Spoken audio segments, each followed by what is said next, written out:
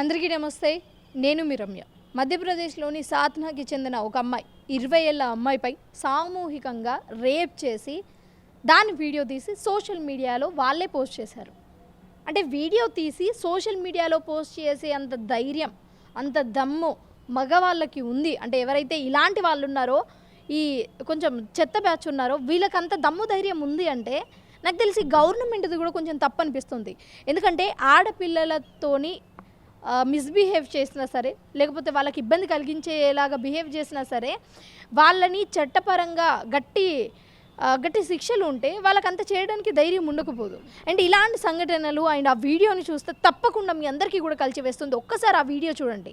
ఆ వీడియోలో అంతమంది అబ్బాయిలు కలిసి ఒక అమ్మాయి పైన వీడియోలు తీస్తూ వాళ్ళకి ఇష్టానుసారంగా అమ్మాయితో బిహేవ్ చేసే విధానం ఏదైతే ఉందో అది నిజంగా అసలు అది యాక్సెప్ట్ చేసే విధంగానే లేదు. అలాంటిది ఒక అమ్మాయిని అయితే సో ఓవరాల్గా సరే అక్కడ ఏం జరిగింది అన్నది ఒకసారి మనం చూసుకున్నట్లయితే, ఆ అమ్మాయి ఒక విద్యార్థి. ఆ అమ్మాయికి 20 ఏళ్ళు ఉంటుంది. సో మధ్యప్రదేశ్ నుంచి రాజస్థాన్కి వెళ్ళి రాజస్థాన్లో నీట్కి ప్రిపేర్ అవుతుంది.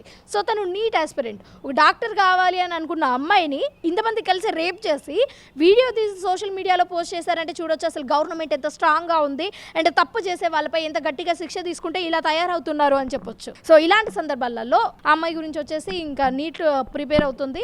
సో ఈ గ్యాప్లో తను వాళ్ళ మధ్యప్రదేశ్లోని సాత్నా వాళ్ళ ఊరికి వచ్చింది. వాళ్ళ ఊరికి వచ్చిన తర్వాత ఆమెకు అంతకుముందే సోషల్ మీడియాలో పరిచయమైన ఒక ఇద్దరు స్నేహితుల్ని కలవాలి అని అనుకుంది. సో వాళ్ళ ఏజ్ కూడా అరౌండ్ అంటే తనకంటే తక్కువ ఏజే ఉంటుంది.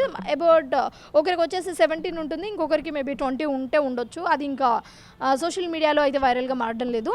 సో వీళ్ళిద్దరూ కలిసి కూడా చిత్రకూటకి వెళ్ళాలి అనుకున్నారు. ఆ చిత్రకూటలో కాసేపు ఆ పచ్చదనంతో కావచ్చు, ఆ కొండలతో కావచ్చు కాసేపు మాట్లాడుకొని కొన్ని వీడియోలు తీసుకోవాలి అని అనుకున్నారు. సో వీళ్ళు ఎప్పుడైతే చిత్రకూటకి ఎంట్రీ ఇచ్చారో ఆ చిత్రకూట ఎంట్రీలోనే కొంతమంది మృగాలు ఆ చిన్న పాపను చూడాలి అనుకుంది. సో మా పాపకు తెలియదు కదా ఆ చిత్రకూటకి వెళ్ళి తీసుకునేది మంచి వీడియోలు కాదు, ఒక మృగాలతో జరిగే ఒక పెద్ద చిచ్చులాట అని తెలియదు కదా. సో అది తెలియక తనైతే లోపలికి ఎంట్రీ ఇవ్వడం జరిగింది. లోపలికి ఎంట్రీ ఇచ్చిన తర్వాత కాసేపు అయిన తర్వాత కొంతమంది అబ్బాయిలు వచ్చారు. కొంతమంది అబ్బాయిలు వచ్చి స్టార్టింగ్లో వచ్చేసి ఎవరు మీరు, ఎందుకు వచ్చారు, మీకు అసలు ఇక్కడ ఏం పని అని ఒక అటవీ శాఖ అధికారిలాగా అయితే బిహేవ్ చేయడం స్టార్ట్ చేశారు. అసలు అక్కడ ఏం జరుగుతుంది, వాళ్ళు ఎవరు ఏంటి అని తెలుసుకునే లోపే వాళ్ళపైన దాడి చేయడం జరిగింది.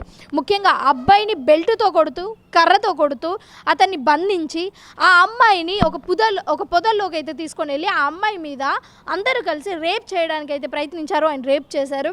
దాని తర్వాత ఈ అబ్బాయి ఎలాగో ఒకలాగా తప్పించుకొని పోలీసులకి వెంటనే చెప్పడంతో పోలీసులు అక్కడికి వచ్చేసి కేసు నమోదు చేసి అక్కడ దర్యాప్తు అయితే చేపట్టారు. ముఖ్యంగా ఇక ఈ కేసులో చూసుకున్నట్లయితే ఇప్పటికే ఇద్దరిని గుర్తించారు అండ్ ఇద్దరి కాళ్ళు విరగ్గొట్టారు. అండ్ దాని తర్వాత ఇంకొక 4 అయితే ఇంకా పరారీలో ఉన్నట్లుగా అయితే తెలుస్తోంది.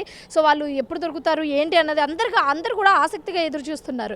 ఎందుకంటే గత 2-3 రోజుల నుంచి సోషల్ మీడియాలో ఎంత వైరల్గా మారుతున్న ఈ అమ్మాయికి సంబంధించిన వీడియోలు ఏవైతే ఉన్నాయో ఒక్కసారి చూస్తే ఒళ్ళు ఒకేసారి జలధరిస్తుంది. ఆ విధంగా ఆ అమ్మాయిని, ఒక డాక్టర్ కావాల్సిన అమ్మాయిని తన జీవితంలోనే అసలు మర్చిపోలేని ఒక సంఘటన, ఒక విషాదకర సంఘటన తయారు చేశారు. అంటే వాళ్ళు అసలు ఎంత క్రూర ముగాలు అని చెప్పొచ్చు. ఎందుకంటే వాళ్ళు ఒకసారి ఆ వీడియోలో చూసుకున్నట్లయితే వాళ్ళేంటి, వాళ్ళ ఏజ్ ఏంటి, వాళ్ళు బిహేవ్ చేసే పద్ధతి ఏంటి అన్నది కూడా అసలు అర్థమవుతుంది. అంటే అంత చిన్న వయసులోనే ఒక ఆడపిల్లని ఎలాగైనా చేయొచ్చు, ఏమైనా చేయొచ్చు, అసలు ఎవడు మనల్ని అడ్డుకునే వాళ్ళే లేరు అనే విధంగా వాళ్ళు ఉన్నారు. వాళ్ళ మైండ్ సెట్ ఉంది. అంటే వాళ్ళు ఎంత క్రిమినల్స్గా ఉండే అవకాశం ఉండొచ్చు.